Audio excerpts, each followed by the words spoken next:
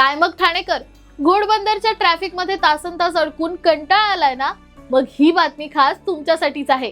आपल्या ठाण्याचा चेहरा मोहरा बदलणारा ठाणे कोस्टल रोडच्या कामाचा वेग पाहून तुम्हीही थक्क व्हाल.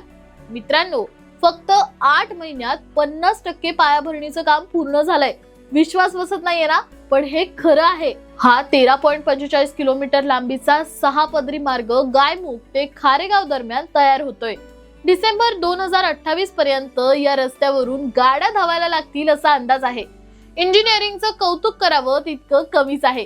भारतात पहिल्यांदाच या रस्त्यासाठी आधुनिक मोनोपाईल फाउंडेशन तंत्रज्ञान वापरलं जातंय.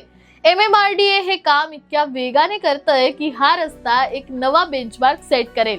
हा रस्ता झाल्यावर फक्त घोडबंदर किंवा भिवंडीचा ट्रॅफिक सुटणार नाही, तर ठाणे थेट JNPT बंदर आणि वाढवण बंदराला जोडलं जाणार आहे.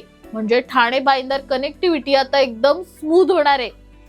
प्रकल्प तर वेगाने सुरूच आहे, पण ठाणेकर, तुम्हाला काय वाटतं? 2028 पर्यंत खरंच इथून आपली गाडी धावेल का? आणि या कोस्टल रोडमुळे ठाण्याचा ट्रॅफिक प्रॉब्लेम 100% सुटेल का?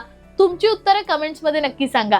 आणि ठाण्याच्या प्रगतीचे असे सुपरफास्ट अपडेट मिळवण्यासाठी फॉलो करा सलाम ठाणे.